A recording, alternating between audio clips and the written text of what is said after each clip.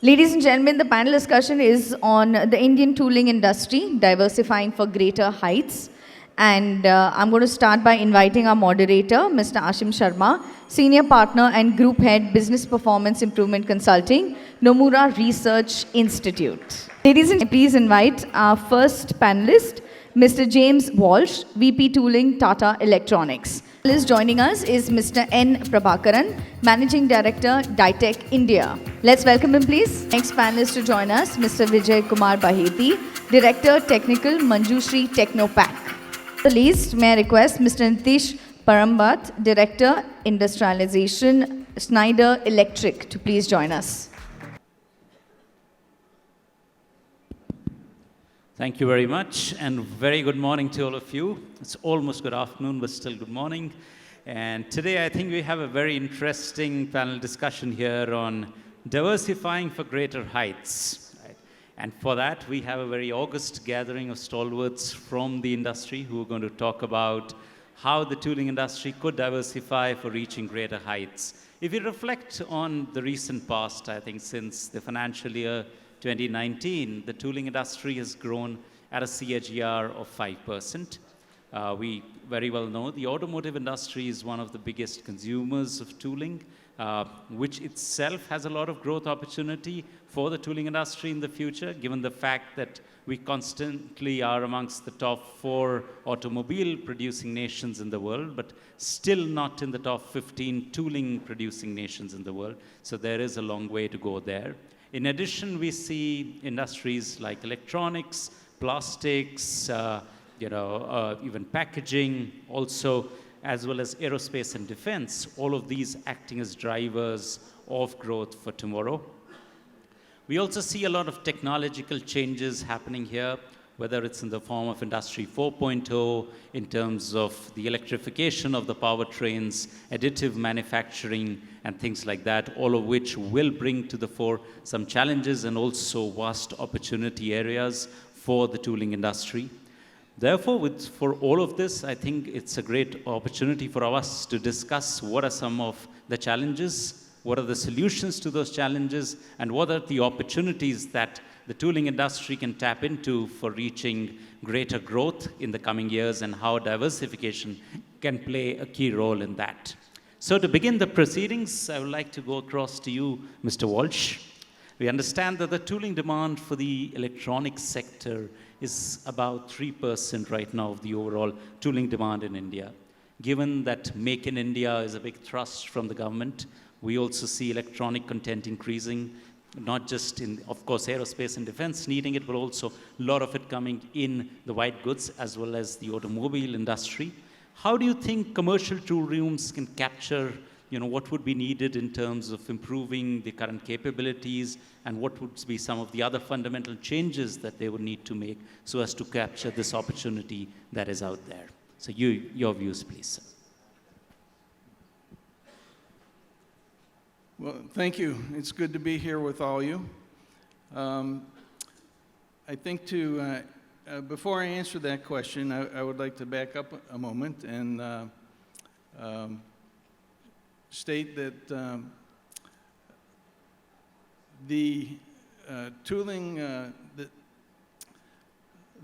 industry in India, I'm one of the few non-Indian faces in this room, so I'm American. I've spent 30 plus years in the tooling industry in the US, 12 in China, and now 2.5 years here in India. So I'm kind of an outsider, and I hope to bring maybe a different perspective to this. But I consider myself an outsider who's now an insider, because I'm firmly planted here and committed to helping us build this vision. And I see a lot of optimism here in this room. The future is bright. I've heard that comment several times, and it's absolutely true. But we have to ask ourselves, where are those opportunities coming from in the future? It's not because the global economy is rising, quite the opposite. those opportunities are coming that basically from China. The huge pie of tooling in China is, there's a rare opportunity for us to grab a slice of that pie, right? Each multinational company currently buying tooling in China, because of the geopolitical situation, they need to diversify. They need to de-risk themselves. And by doing that, that opens the door for India and all of Southeast Asia. It opens a rare door of opportunity for us.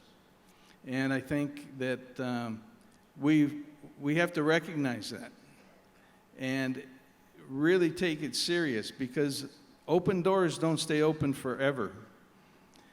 So we need to bring ourselves up to a point where we can encash this opportunity. In part, and one way to do that is to know your competition. I would say your competition is not sitting in this room. Your competition is from China. Plain and simple, simple fact. So the more that we, myself included, cooperate and collaborate with each other, the more successful we'll be and the more prepared we'll be to take a slice of that pie. So the multinational companies, they have this China plus one strategy, right? They obviously can't pull all their work out of China, because nobody in the world can handle that volume of work. But that plus one is a big slice of the pie. It's enough to keep all of us busy, but we have to be ready to take it on. So the opportunities are here. We have to encash it. So to answer your question, how can we grab a slice of this pie with our current capabilities? I think we would be better to ask ourselves, how can we improve ourselves to be able to take this work to pick up work in the EMS field. And because I spent 12 years in China, I know exactly how our competition functions and their capabilities. And while I think India tooling community in the automotive field is very mature, it done very well. In other areas, I think we need some improvement. We need to raise the bar, to use the high jump analogy. So for EMS, EMS tooling covers a pretty wide scope. On one end of the spectrum, you've got maybe housings, casings, things that are not so precise, but require very high cosmetic standards. So the polishing requirements are big. On the other end of the spectrum is super high precision and fast lead times. And I think you said around 5% of the community is currently in the EMS field, right?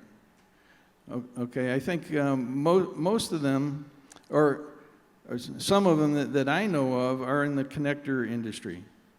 The connectors are one end of the spectrum of super high precision and in fast lead times. So there, somewhere else on that spectrum, there's overlap with automotive. So there's a lot of opportunity for automotive guys to shift into EMS type products. but it will take a shift. And I think the guys now that are currently doing connector molds, like I said, are at one end of the spectrum where there's super high dimensional requirements. And so we can learn from each other, right? That's why we're gathered here. I encourage those trying to shift into the EMS field to think about learning from the guys that are already doing it. That's common sense. So what are the attributes of an EMS type tooling? One is precision, and two is lead time, short lead times. The precision typically requires machining to 5 micron, 5 to 10 micron. 5 micron machining is not easy. It's an exponentially more difficult task than machining to 15 or 20 micron. So ask yourself, are you ready to machine to 5 microns day in, day out, consistently? Because this is the expectation of the multinational companies that are setting up here or buying tooling here or want to buy tooling here. I think many companies would prefer to buy tooling here if they can find the capability. So ask yourself, are you able to machine to very tight tolerances consistently?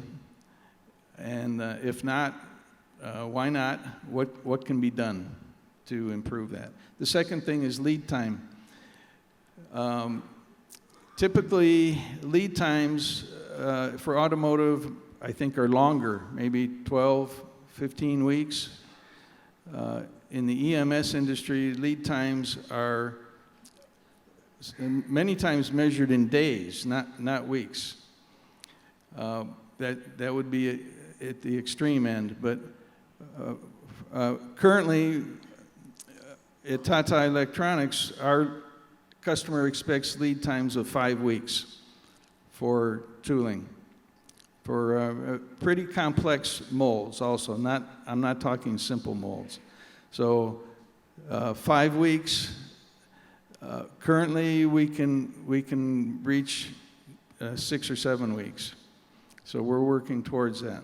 But I can tell you from my past experience working with Amazon and Facebook and Google that lead times were 21 days, including design and build. 21 days to T0. So these are the kind of things that may be stretching our capabilities at this point.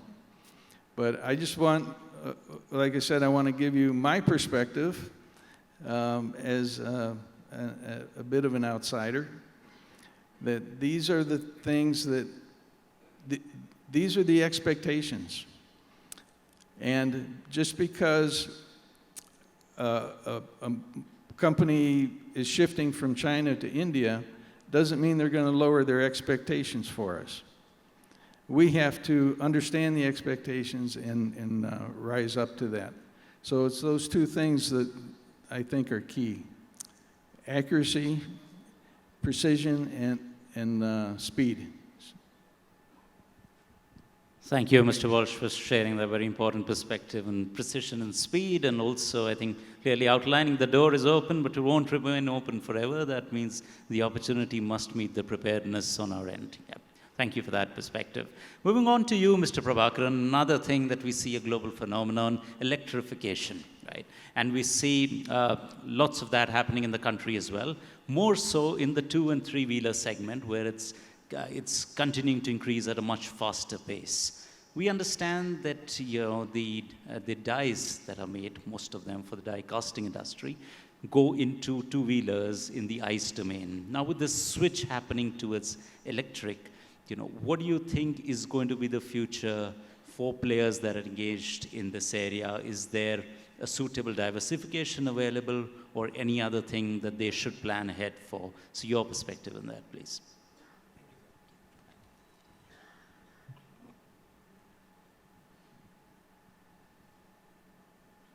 Hello.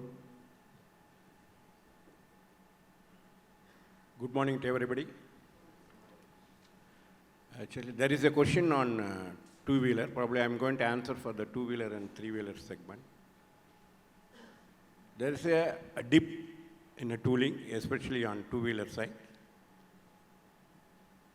Because of what we are thinking, both EV and as well as the demand. Practically, if I'm seeing, I'm categorizing the 4 segments, which is one is the scooter, and second is a motorbike, third is moped, and three-wheeler. If I'm segmenting and then seeing that real, what it has happened for the past 3 or 4 years, a scooter has gone to the EV to the extent of only 20%.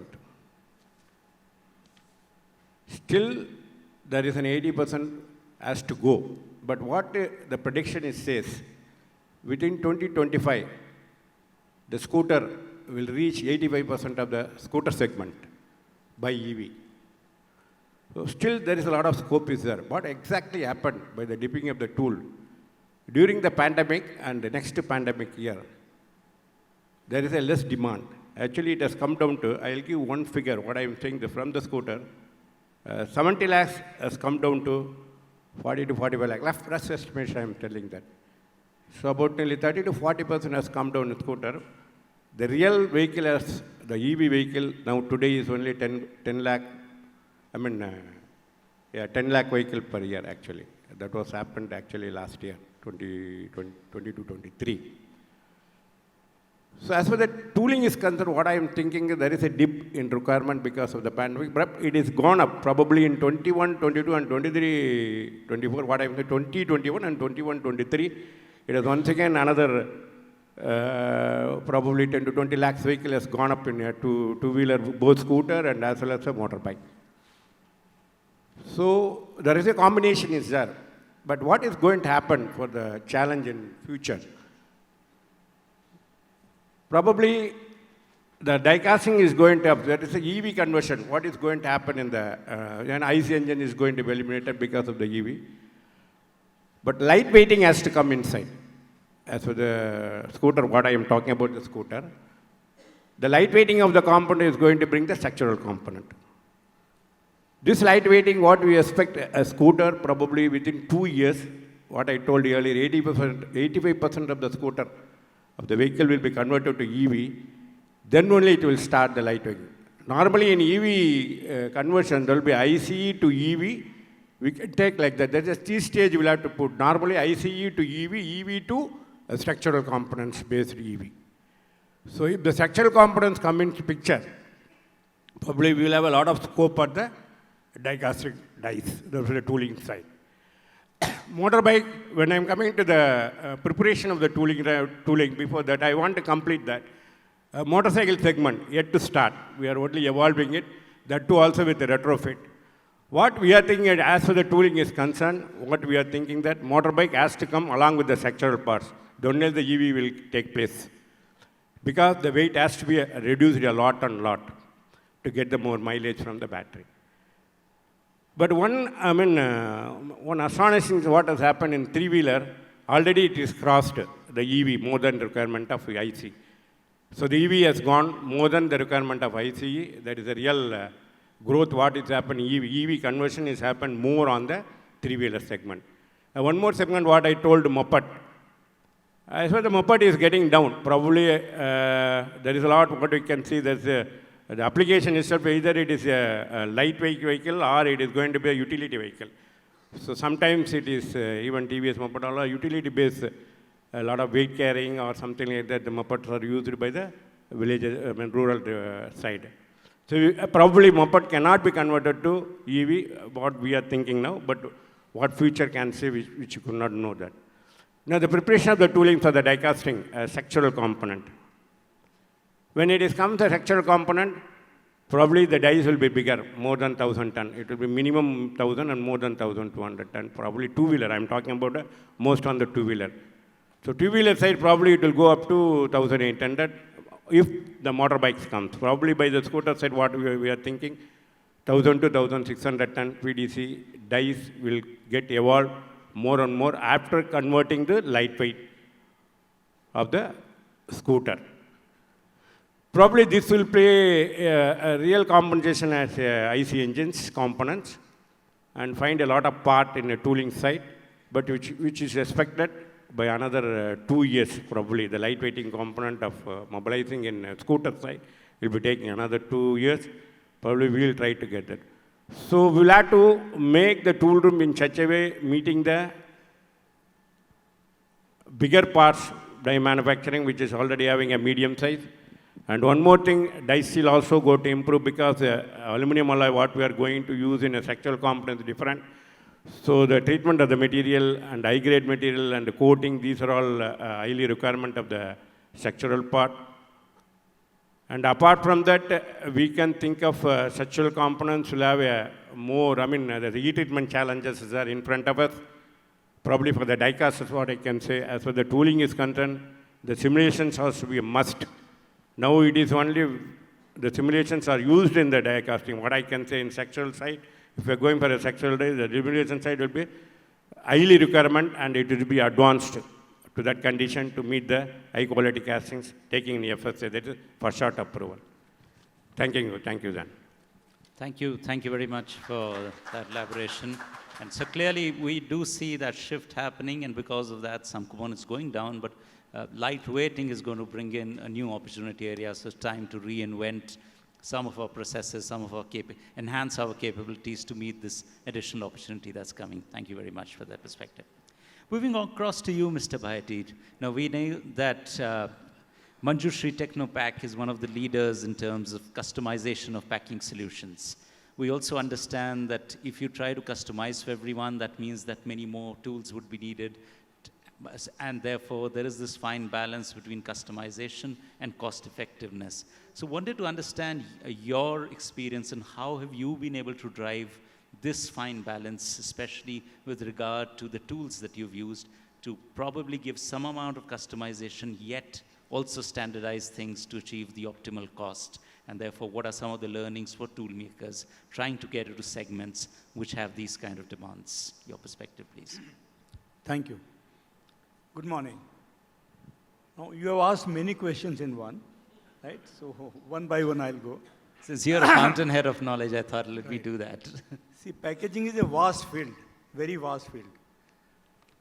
Vaster than many of us actually can imagine.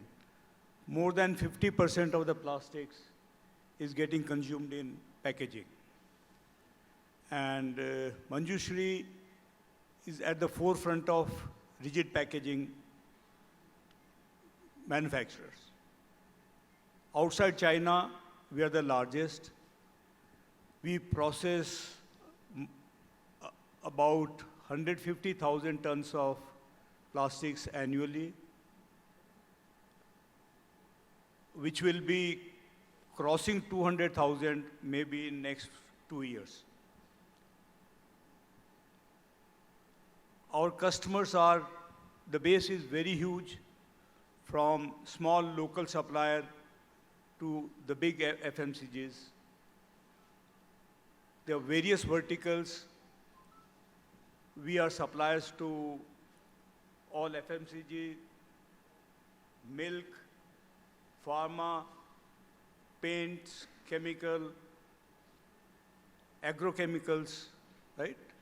You name it and we pack it.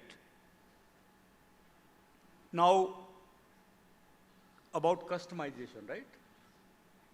Now, see, we are in a field where most of these are brand driven, and brands don't compromise on customization.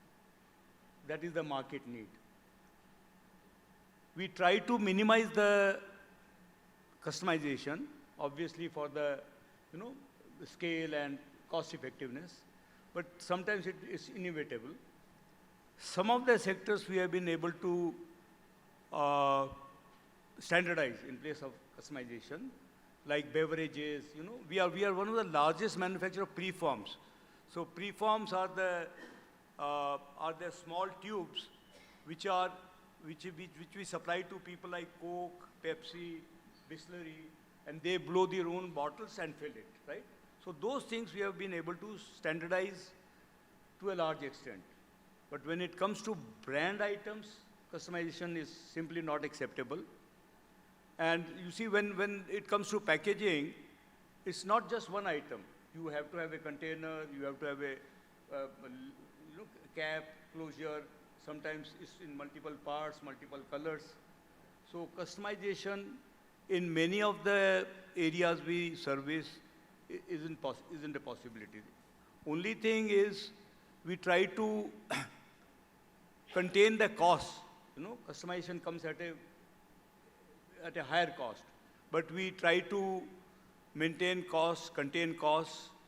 Manjushree, as a matter of fact, is one of the lowest cost manufacturer. With our vast experience, large size, we have been able to cut down on costs. We have most of our power is coming from renewable sources. We have our own solar power. We have our own wind power. So that is from the power side. Utilities we have been able to centralize. Like you require chillers, you require dryers, compressors. So we have been able to centralize and reduce the cost. So that's as far as cost is concerned. Anything you've done in terms of molds and dyes also to reduce them? Or in terms of the molds and dyes that you are using? Yeah. See, molds, as we all know, right, is the heart of plastic industry. So nothing comes out without molds. So regarding molds, and more the customization, more the need for molds. So besides having our own tool rooms, we have about 23 plants as of now, all across India. And besides having our own tool rooms, which are actually maintaining thousands of our molds, that's mainly for maintenance. We have tie-up with all the best people in each vertical, right? For injection molding, we have a tie-up with Vasanta. Dayanand is there. We make our own tools also. For ISBM, we have a tie-up with a company called ASP, Acme, and similarly for extrusion blow molding, injection blow molding, we have tie-ups with most of the leading mold makers, and that's how we meet the demand. All right. Thank you, Mr. Baheti, for elaborating on how you've been able to achieve that kind of cost reduction yet customization. Moving across to you, Mr. Nithish. So we see that there is a major thrust in India on account of the Make in India program on electrical and electronics. We heard Mr. Walsh also talk a bit about that a short while ago. How do you see this translating in terms of requirements for the tooling sector? And what, in your experience, would be needed by would the tooling sector have to do in order to cash in on this opportunity?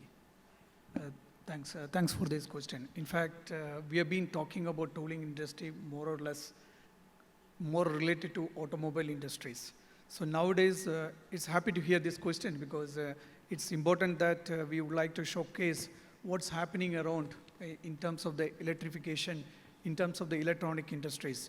There is a huge potential on the electrification, which is to help, in fact, either decarbonizing some of the heavy industries, or it could be to modernize our industries.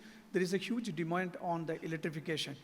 On top of it, we do have the e-mobility, which we talk about a lot and lot in terms of the electronics side. And we do have the connectivity, which is also driving more on digital tools, etc. On top of it, we can see across the country, there are a lot of infrastructure development which is happening. So which is all demanding for the huge electrification and electrical products. And the good part on the electrical segment, like everybody talk about automobile, but on the other side, we can clearly see that the electrical products are the one of the benchmarking we can do it. Whether you talk about any industries or any business, we are cutting across any types of the business. Whether you start with the residential at your home, where you start your life with the switch and sockets, right? And then you go to infrastructure, you go to the building, you go to the industries, you go to anywhere in the field where you are day-to-day working, we are there. And that's where the huge potential in terms of the electrical market growth. And I can tell you that in India, with the current trend, what we are seeing, it's close to around 20-21% is the growth on the electrical products, which is quite amazing, which you see that a double-digit growth, and this is already there. And on top of it, we could really anticipate that this is a trend which is going to be grown further, and which is going to demand for a lot of toolings and moldings, etc. So when we talk about all the toolings specific to the electrical products, we broadly classify into two categories. One is more on aesthetic. I think we have one of our panel discussion, we heard that. It's more to talk about how you feel, how beautiful this product it is. Specifically, we talk about switch and sockets, where we can really rely upon the polishing of the technology, which is one of the things which we struggles a lot or we diminish on the process. So on the other side, we do have the components or products which is more demanding for high criticality and safety related products. That is also some of the second category what we are dealing with on the electrical products. So overall, I believe there is a huge opportunity in the electrical segment, and this is something which is very, very important. And on top of it, today, as James mentioned, that there is a geopolitical issues happening. So there is a lot of thrive on the localization happening around across all the industries and even for the electrical industries. On top of it, we do have a post-COVID, we have a lot of discussion happening around power of two, which is nothing but a duplicating or moving the manufacturing sector to close to the customer. So these are all throwing a lot of opportunities in our industry, especially on the tooling industry. I will just go with you on the packaging stuff. Even for the electrical components, I would say that around 50% of the products are something to do with mold, and even 50% of the things are supposed to happen with the sheet metal fabrication and stuff like that.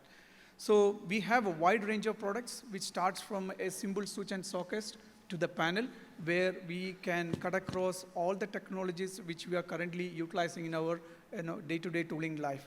So there is a huge potential here, and we being Schneider, we believe that we are the most local global company, which means that we are working closely with all our network partners, making sure that we have the ecosystem built around here in India. So I mean to say that there is a huge potential. We need to gear up, and apart from the automobile, we also have a big scope in terms of the electrical product segments. Sure. Thank you, Nithish, especially in line with the theme of the session. Yes, beyond automotive also there's a huge opportunity, and of course the trickle-down effect of electronics and others. Thanks for sharing that perspective. Coming back to you, Mr. Walsh, I think you talked about the opportunity that India has. I think in the previous session we also heard Mr. Shiv talk about what all is needed in the Indian tooling industry.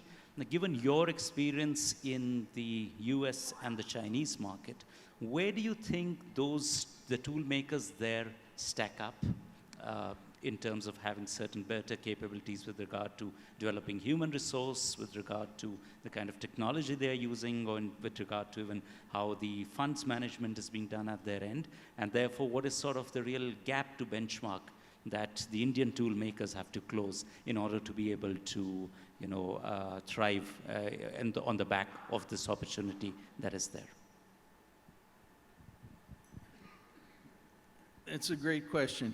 Since the Chinese are our competition, we need to know what they're doing right and do it as well or better.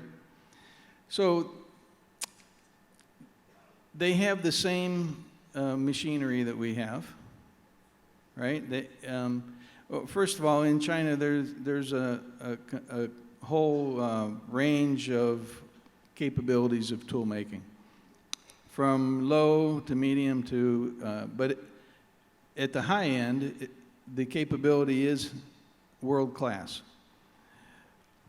So that's really what I'm going to speak to, because that's what we aspire to be also, correct? They have the same equipment. They have the same labor issues, the same training issues that we have. But there's two major differences. They're 100% result-oriented. They don't talk, they do. And the second thing is the speed. They do it unbelievably fast. And they do it because they remove the obstacles. They don't have the bureaucracy that we might have, or even in the U.S. it would be similar. When the customer asks for something, they just do it. I'll give you one example, and this is from years ago. When, actually, my first real exposure to what the speed and results that you can get there is, before I lived in China, I was working for Tyco Electronics in the U.S., and I was launching a project for Tyco in Suzhou, and my molds were being built by a top mold maker in Shanghai. Anyway, we were developing a custom molding machine for the molding hot melt for encapsulating electronics. And on this molding machine, a part broke, and I needed it very quickly. So I called my mold maker at about 6 in the evening, and I explained what the problem is. And normally, or the response I expected was, okay, tomorrow morning we'll have a look at it. I'll get my team together. We'll put together a plan. We'll order some steel. We'll do a design, and we'll send you a quotation and all that. That's not what happened. When I called them at 6 in the evening, he said, okay, we're on it. And they went to the market that evening and got the steel. And that shows you how robust their supply chain is. Within that city, they had that steel, and he went and bought it. He didn't ask me for a quotation. We caught up later on the financials. But he delivered that part to me the next day, within 24 hours. And I think we might be hard-pressed to do something similar here. But my point is, they're result-oriented. They don't talk about it. They get it done at all costs. It's that can-do attitude, you could call it, or they just pull out all stops to get the job done. And like I said, customers have come to expect that kind of speed from them, and when they come here, they're not going to lower that expectation. So we have to rise up to that. But I think that's one of the key things that we can learn, is that we need to be proactive and do less talking and more doing to meet the customer's needs as quickly as possible. Right. Thank you, Mr. Walsh. So indeed, all that we need is within us. It's about sort of a bit of change in attitude, and we can easily see success on back of that. Thanks for sharing that important perspective. Going across to you, Mr. Prabakaran, sort of your closing thoughts before we end this one on you talked about the lightweighting opportunity that is there, and you've been one of the leaders in the aluminum die casting before this, the molds for the aluminum die casting. Now, this lightweighting is throwing up opportunities for making molds for parts that would be made of magnesium, be made of zinc, also the yellow metals coming in the electrification field. So what are the steps you are taking to build these capabilities? And the second part is, once you build these capabilities, are you seeing any opportunities even beyond automotive emerge as a result of that?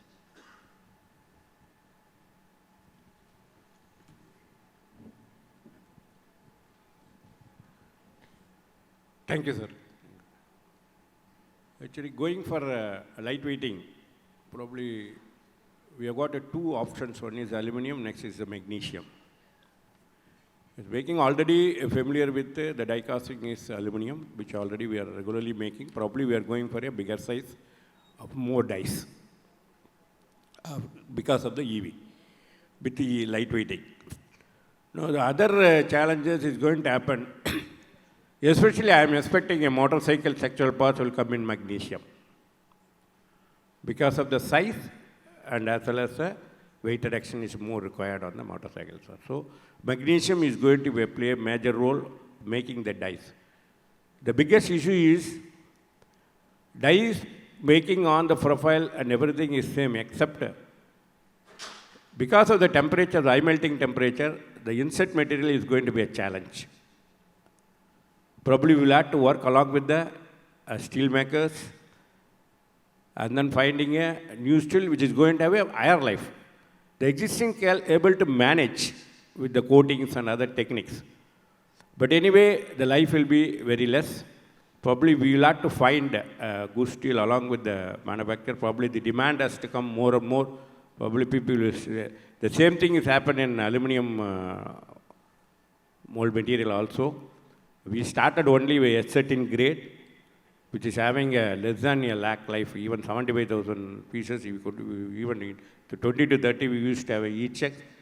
Slowly, before I am talking about 10 years or 15 years back, now we could be able to find a material like higher grade material with high toughness, more elongation, and we could be able to make more life in a bigger dies more than a lakh. So probably the magnesium dies also. Making of a magnesium die is not a big problem. Probably one more thing, magnesium is having high fluidity. Probably even we will have a less problem on gating design and all that. The challenge is only the insert material and as well as a die caster side, furnace handling and as well as die lubricants. This is going to be the big challenge. If am I answered for this question? Yes, yes. Thank you, sir. Any other thing? No, does it also create any new opportunity areas once you develop this beyond automotive?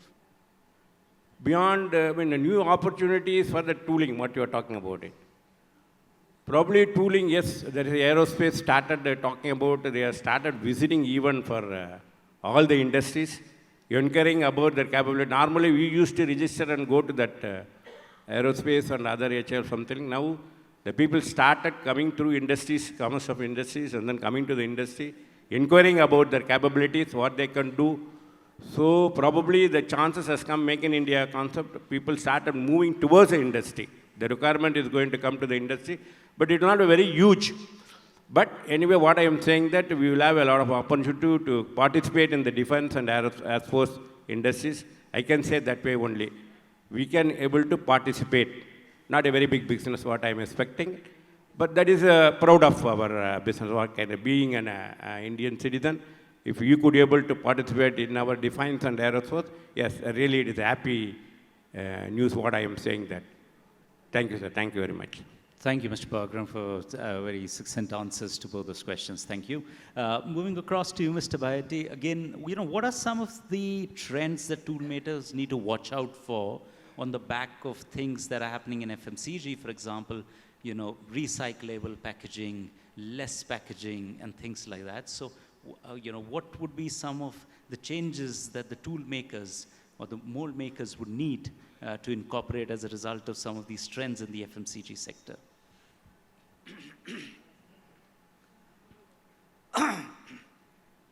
Yes, recycling is going to be very vital for plastic industry. Post-consumer recycling, right? We all do industrial recycling, but the goal and the need is for post-consumer recycling.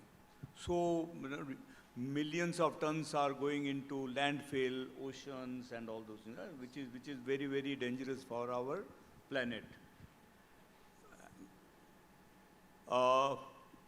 Government of India is very much aware of this need, and they have mandated that from 2026 onwards, up to 30% of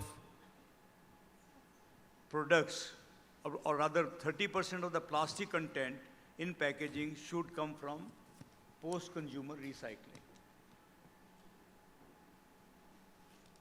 And that is going to be a big challenge, right?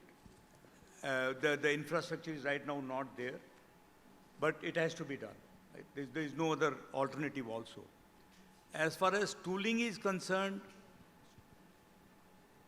I do not think that there is going to be any different need than what it is right now. Only trends will change. People will go for, already people have started going for lightweighting, right? Just to reduce the consumption, carbon footprint, and all those things. So those are going to be the trends. Lightweighting, smaller packs, right? Because of the cost pressure, smaller packs. So those will be the trends. And since we cater to the entire plastic packaging gamut, we need bottles, we need caps, we do decorations, right? So all those things are there. Demand for tooling is going to increase. So as you go for smaller packs, more number of units will be required. So the demand for tooling is going to increase. And also, the delivery of tooling is a big issue. It has to be, customers are expecting very, very quick deliveries. So tooling industry has to gear up for doing that. And fortunately, people are aware of their need and gearing up. All right. Thank you, Mr. Baheti, for sharing that. Finally, coming to you, Mr. Nithish, on, we understand that there is this export opportunity also, and the Government of India has the enhancement of competitiveness in capital goods sector scheme. So how do you think tool makers can capitalize on this scheme, and is there anything beyond this that must be done? Yeah, I think this is a very important point what you highlighted here.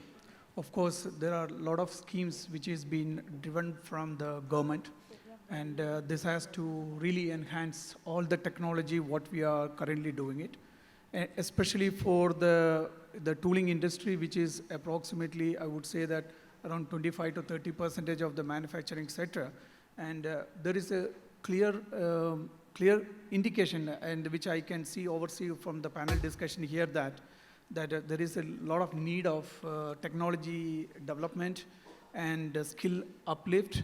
And this is where I think all the government policies are going to help us. And if you ask me the question, yes, the tool rooms can really take this benefit of the kind of schemes and the benefit of the incentives coming from the government. And not only limiting to the government policies, but also like associations like TACMA, where we can really be instrumental in this journey to create a kind of common R&D center to support the small-scale industries to be in power with all the technological development. So that is something like very vital, which we can see, and happy to see that TACMA is playing a bigger role.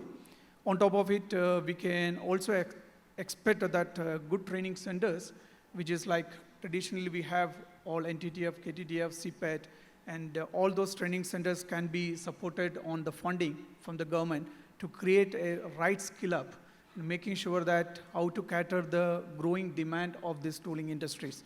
So overall, I think this is a good the scheme under Make in India program, which we are driving it, and this is the need of the hour.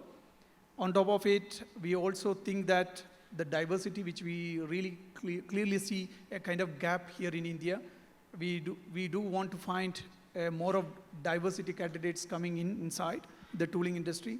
It's more, I can see in this hall, I can see that majority of the people, the kind of balance I cannot see here.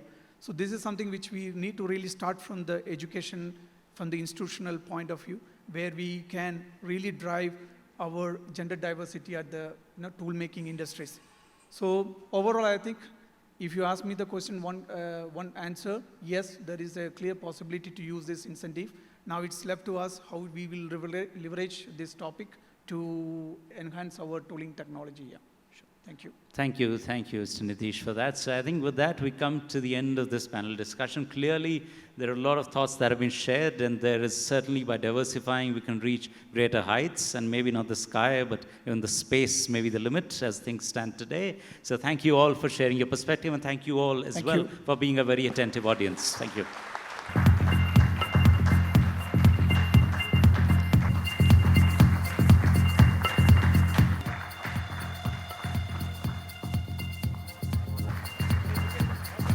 Nomura Research Institute. Thank you, Mr. D.